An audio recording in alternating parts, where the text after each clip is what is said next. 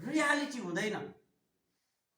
तपाईँ कहिलेकाहीँ तपाईँ त्यो ब्लिच लाउने भन्छ क्या, ब्लिच लाउने भन्छ नि, यो चाउरी परेकोलाई तन्काउने क्या है, तन्काउने होइन हो कि अब त धोएर गइसकेपछि फेरि चाउरी पर्छ 32-50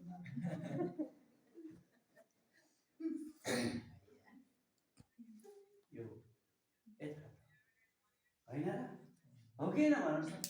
यथार्थ तपाईँमा जब यथार्थ पोख्नुहुन्छ नि, यथार्थताले तपाईँको निम्ति जीवनमा धेरै आशिष हुँदै नभएको कुराले तपाईँहरूमा आशिष ल्याउँदैन, नभएको बनावटी कुराले कहिले आशिष ल्याउँदैन। ल्याउँछ। मैले अघि त्यही भनेको, साउजी मलाई 1 बोरा चामल दिनुहोस्, दिनुभन्दा अगाडि त दिन्न मान्छ, आपत परेको छ भने कहिले दिन्छस् भन्छ।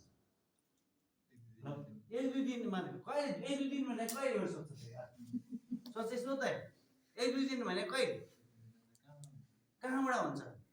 अब कोही कोही त के भन्छ, भराइ ल्याइदेऊ न भन्छ। अब आजको भराइ कहाँबाट हुन्छ, त्यो नि होइन, ढुङ्गा खप्टा ल्याउने कि है हो कि न। तर वास्तविकता चाहिँ के हो भने हामीले यथार्थतामा चाहिँ हामी प्रकटीकरण हुनको लागि चाहिँ उहाँमा भएर जाउँ।